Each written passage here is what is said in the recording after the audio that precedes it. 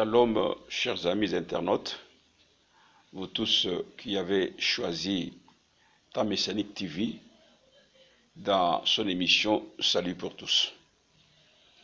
Nous sommes très heureux de vous savoir nombreux à notre chaîne et chaque fois lorsque nous venons dans vos maisons, nous vous demandons à ce que plusieurs puissent s'abonner à notre chaîne pour que vous puissiez bénéficier de toutes les grâces qu'Adonai a disposées à nous. Vous savez que nous avons un enseignement que nous avons commencé il y a quand même un temps où nous parlons sur la divinité de notre Seigneur. Les uns préfèrent le terme divinité, les autres préfèrent le terme l'unicité. Bon, les problèmes qui nous occupent, c'est de démontrer que il n'y a qu'un seul Dieu, Elohim, qui est venu sur la terre pour sauver l'homme de ses péchés.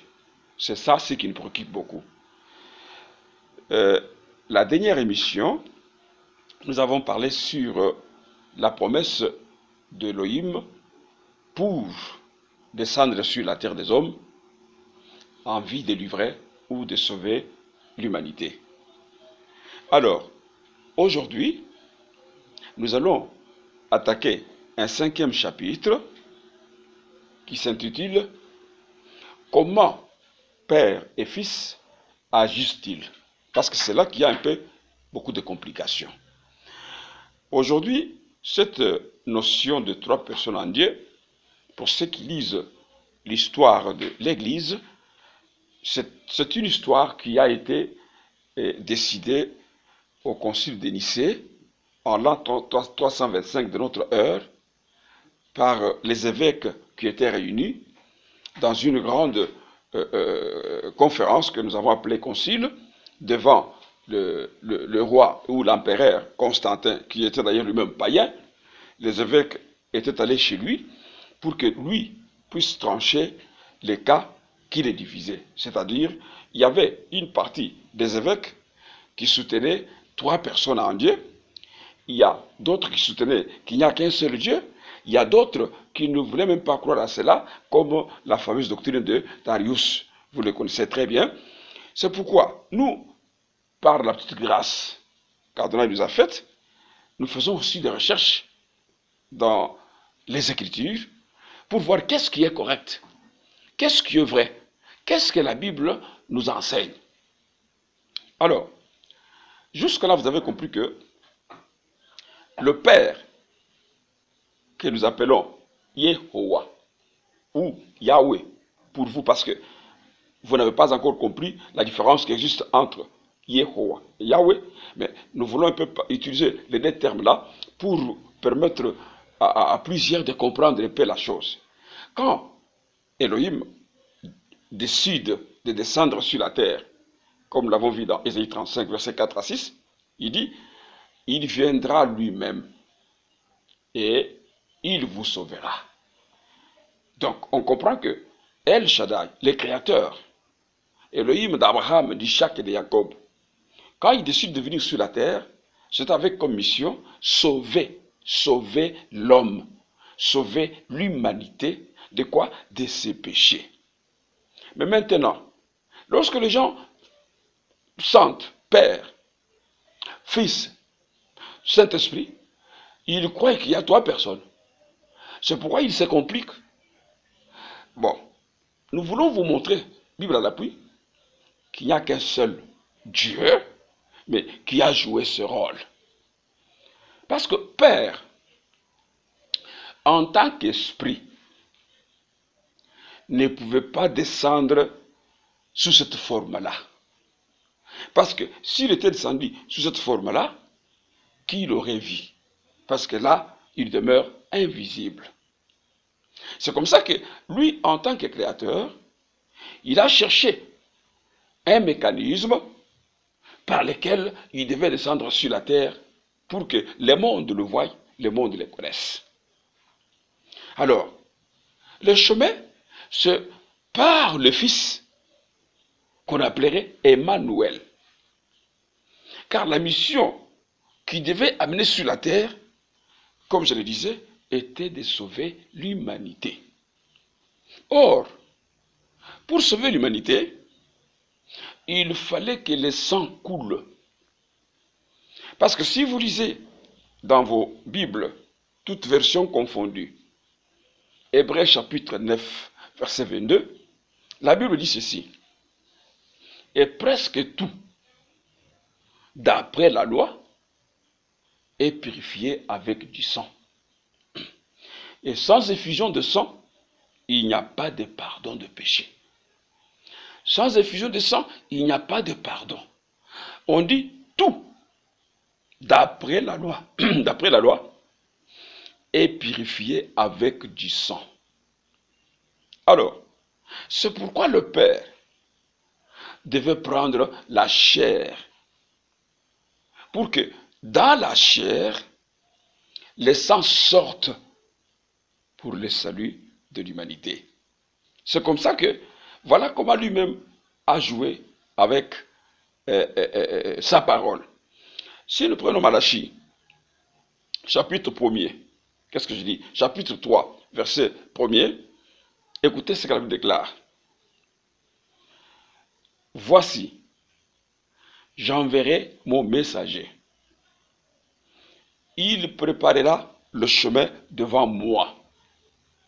Et soudain, entrera dans son temple le Seigneur que vous cherchez et le messager de l'alliance que vous désirez. Voici, il vient, dit Éternel des armées. C'est comme ça que c'est écrit dans vos versions bibliques. C'est pourquoi je voudrais un peu vous faciliter la tâche. Alors, vous comprenez que l'ancienne alliance, là, Adonai Yehoshua, le Fils, n'est pas encore venu dans le monde. Mais c'est le Père qui déclare par la bouche du prophète Malachie que voici, j'enverrai mon messager, où c'est sur la terre, pour qu'il fasse quoi? Pour qu'il me prépare le chemin. Et dès qu'il va préparer le chemin, soudain, entrera dans son temple. Retenez bien cela, chers amis. Entrera dans son temple le Seigneur, Dieu que vous cherchez. Il vient. Alors, à partir de ce moment-là, il y a quelque chose qui va se passer.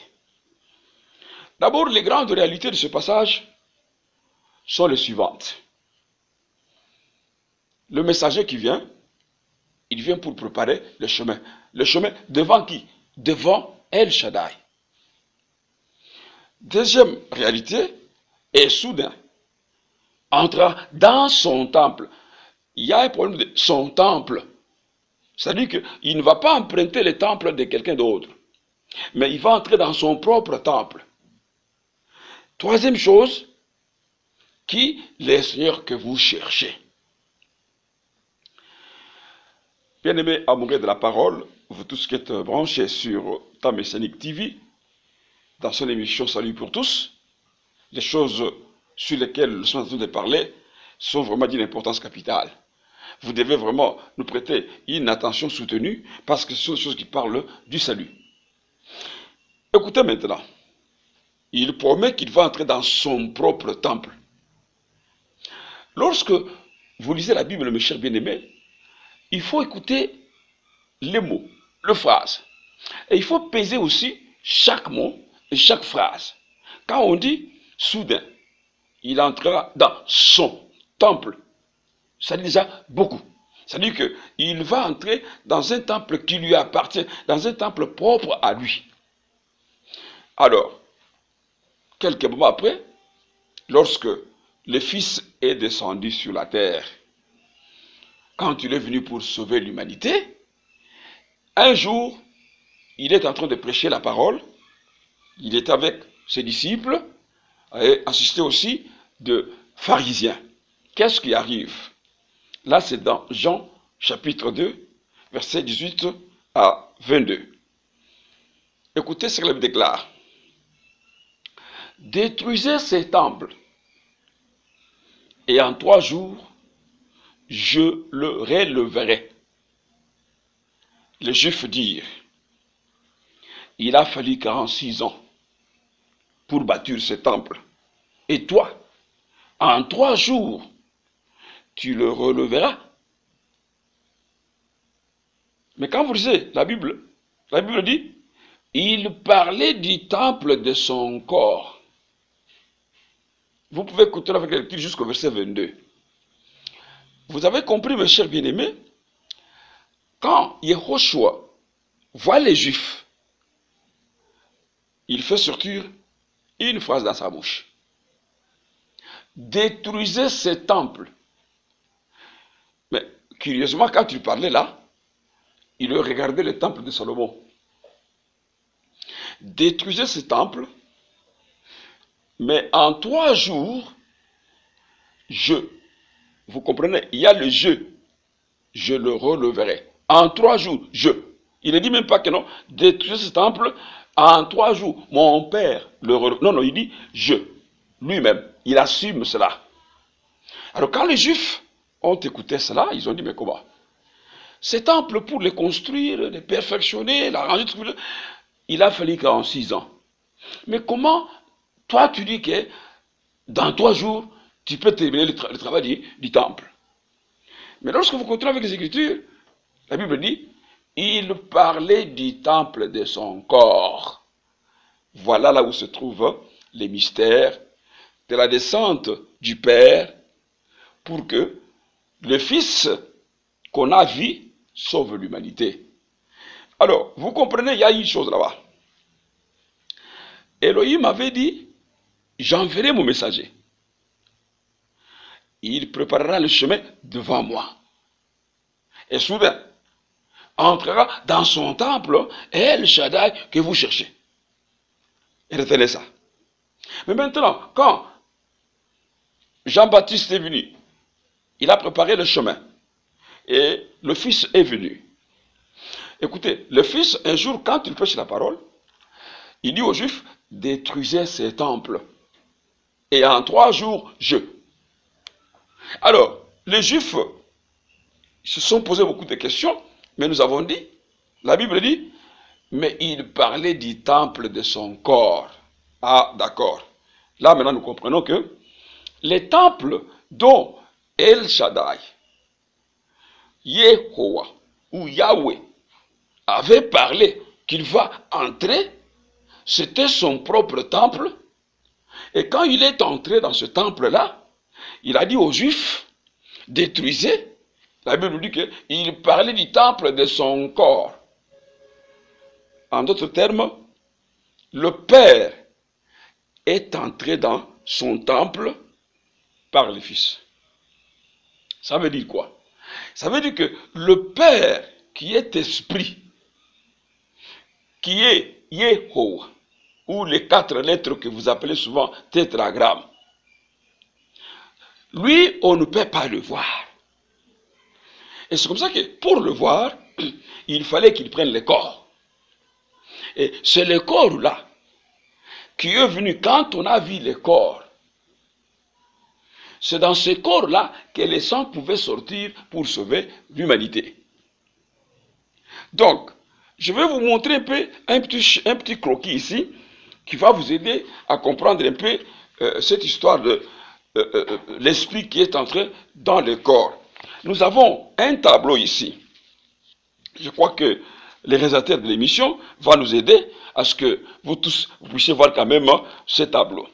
Dans les tableaux ici, vous êtes en train de voir qu'il y a un croquis. Et dans le croquis, à l'intérieur, nous avons esprit, nous avons Père, nous avons Yehowa ou Yahweh.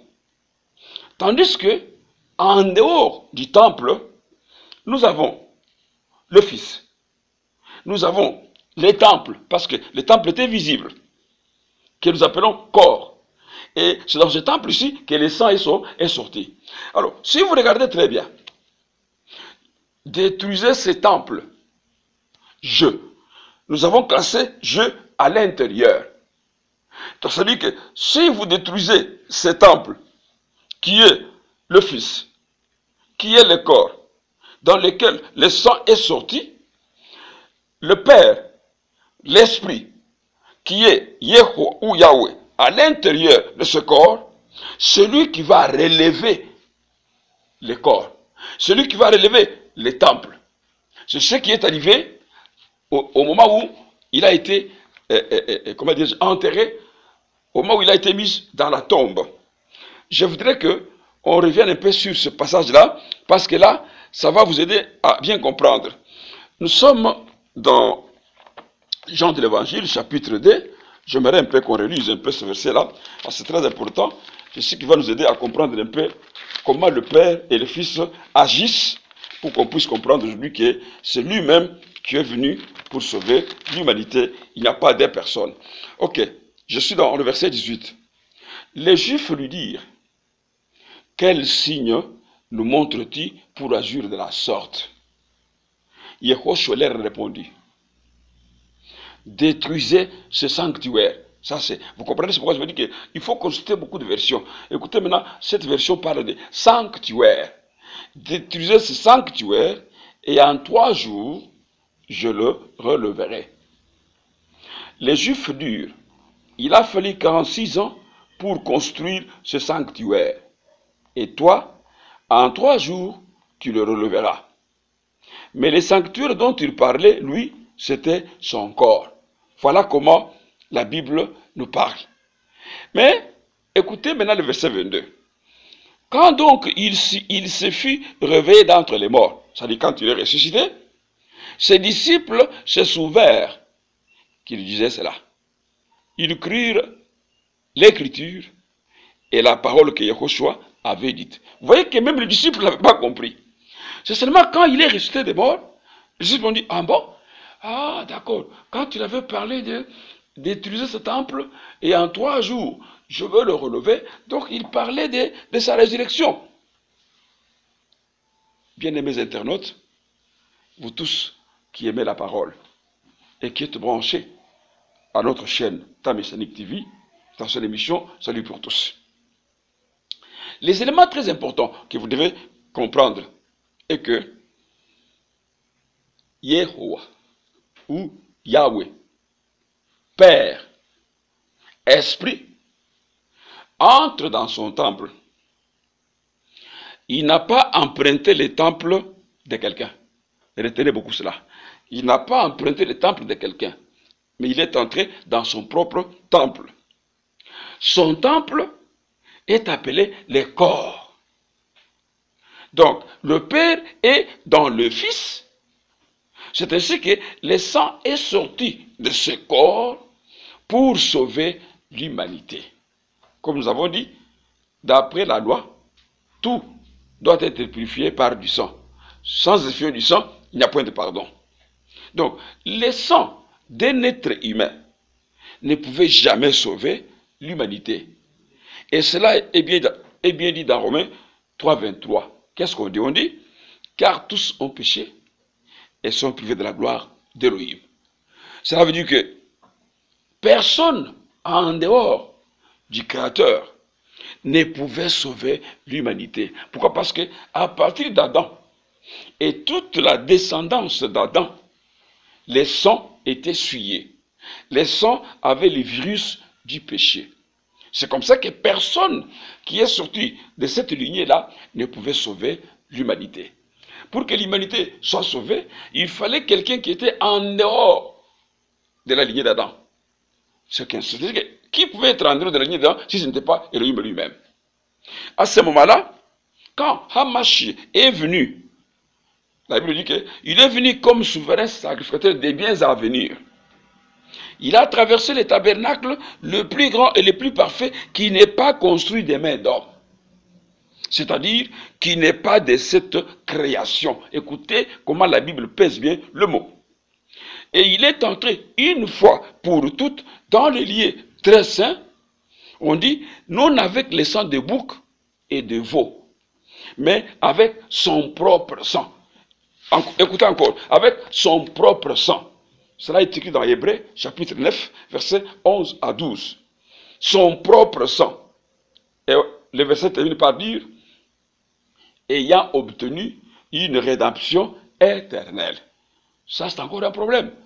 Une rédemption éternelle.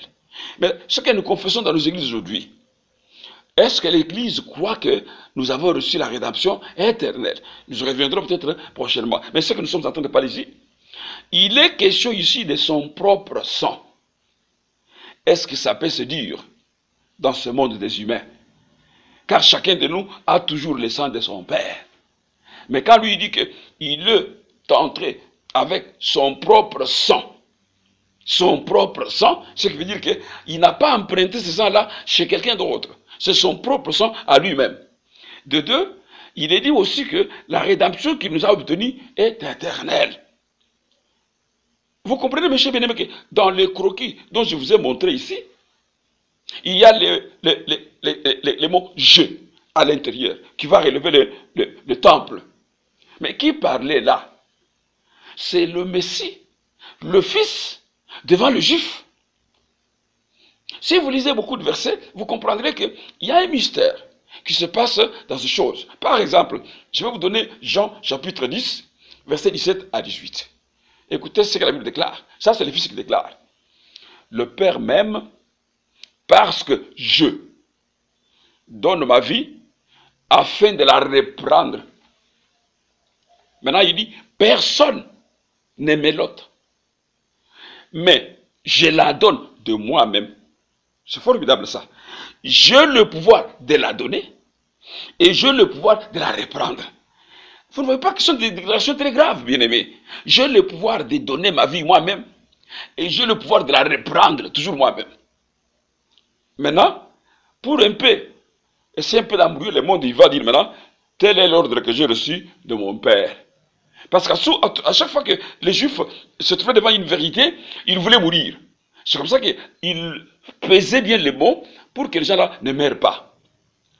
Amis internautes, nous continuons.